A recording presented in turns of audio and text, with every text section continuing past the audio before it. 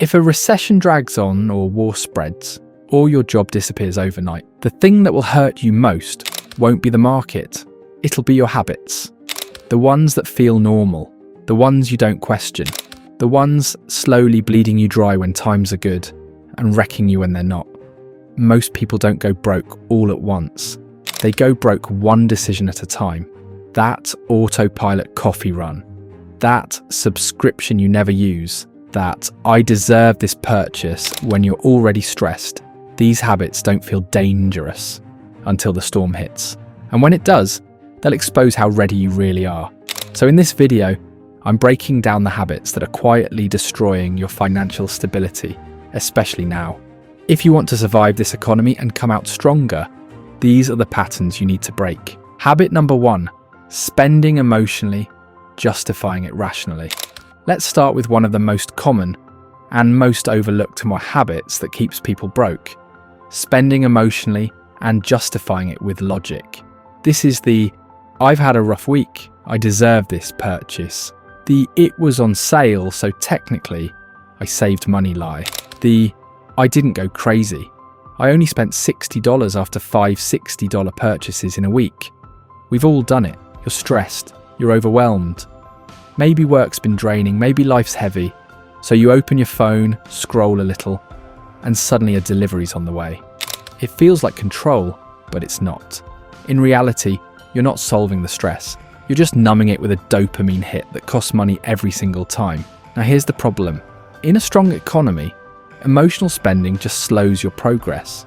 But in a recession, when your rent's gone up, groceries cost more, and your job might be at risk, that habit becomes dangerous.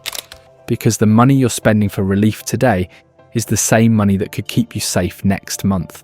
Emotional spending doesn't look destructive at first, and that's why it's so sneaky. But when things get unstable, it exposes how unprepared most people really are. Now compare that to how wealthy people move. They don't avoid emotions. They just don't spend from them. They pause, they sit with it, and then they make a call from a place of clarity, not chaos. Here's the shift. Before you spend anything, big or small, stop and ask, am I solving a problem right now? Or avoiding one? That one question is simple, but it cuts through the noise. It keeps you honest, and it builds a habit of self-awareness that most people never develop.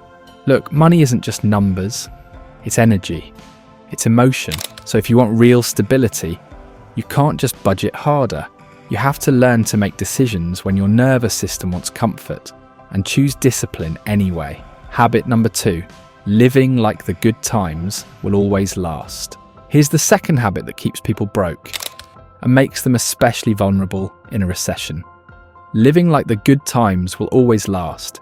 You get a raise, you upgrade your car, get a better job, you move to a nicer apartment, tax refund, vacation, bonus, designer sneakers. It feels like you're leveling up, but really, you're just inflating your lifestyle to match your income. So what happens the second that income drops? The bills don't shrink. The subscriptions keep billing. The car payment still hits on the 15th. That's the trap. You've built your entire life on the assumption that the money will keep coming in, and now you're stuck trying to maintain a lifestyle you can no longer afford. This is how middle-class people get stuck paycheck to paycheck, even when they're earning 6 figures. It's not just about what you make, it's about what you lock yourself into. The 1% move differently. When things are good, they build margin, not overhead. Instead of stretching every dollar to live a little flashier, they use the surplus to buy freedom, paying down debt, building cash reserves, investing in assets that increase income. So when things go sideways, they're flexible, they're not stressed, they're ready. Recessions don't just expose your income, they expose how tightly you've tied your identity to spending. If you want peace in hard times, build a lifestyle that's based on your values, not your income level. Habit number 3, avoiding the numbers. Financial fog equal to financial danger. This next habit is brutal and painfully common.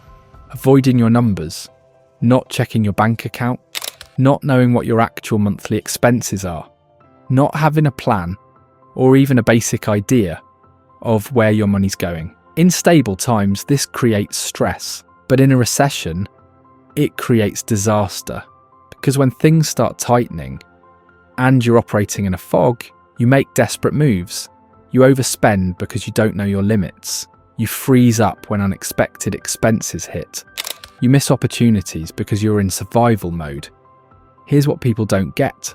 Avoiding your financial reality doesn't protect you from it. It just delays the pain and usually makes it worse. The wealthy, they treat financial clarity as a non-negotiable. They know their cash flow. They review their accounts regularly. They forecast. They plan. Even in times of chaos, especially in times of chaos, they stay close to the numbers. Because clarity gives you power. Power to pivot. Power to prepare. Power to say yes or no from a place of logic, not fear. So if you're feeling overwhelmed right now, start simple. Track what you spend for 7 days. Add up your fixed costs. Look at your bank balance once a week without judgment. You can't grow what you don't measure, and you can't fix what you're afraid to face. Habit number 4, relying on one source of income. If there's one habit that turns a bad economy into a personal crisis, it's this: relying on one income stream. Most people have one job, one paycheck, one lifeline. And the second that paycheck disappears, everything else starts collapsing. Rent still comes, bills still come, stress comes fast. That's the danger of being a one-stream operator. You could be amazing at your job, you could be loyal, but none of that protects you from layoffs, budget cuts, industry shifts, or company politics. Now compare that to someone who has even 1 or 2 small side streams. A freelance skill they charge for, a monetized YouTube or newsletter rental income, digital products.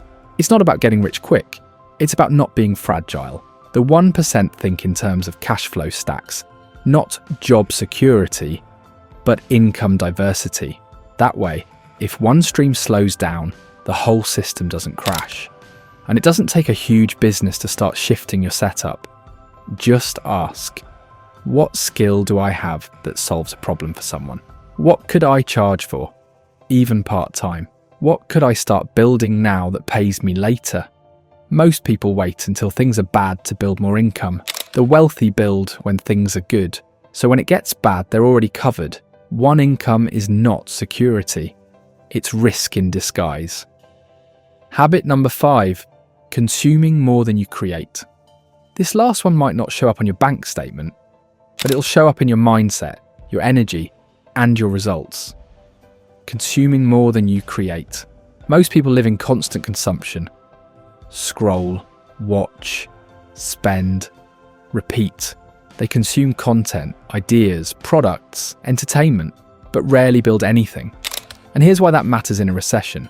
When pressure hits, consumption makes you feel like you're doing something, but nothing's actually changing. You watched 10 financial videos, but didn't check your budget. You followed 5 creators, but didn't take one action from their advice. You bought a new online course and never opened it. That's passive survival energy. It feels busy, but it keeps you stuck. The wealthy, they create solutions, they create value, they create income. That doesn't mean you have to be an entrepreneur or build a business. It just means you flip your mindset from what can I get, what can I produce? Even something simple. Create a budget. Create a second income stream. Create a plan for your week. Consumption without action is a trap. Especially when the world is loud and the economy's uncertain. The people who keep winning in chaos aren't the ones who know the most. They're the ones who do the most with what they know. These aren't just bad habits. They're survival risks when the economy shifts. But here's the good news. Every one of these habits can be reversed. Build awareness. Get honest with yourself. Start small and stack better moves. You don't need to be perfect.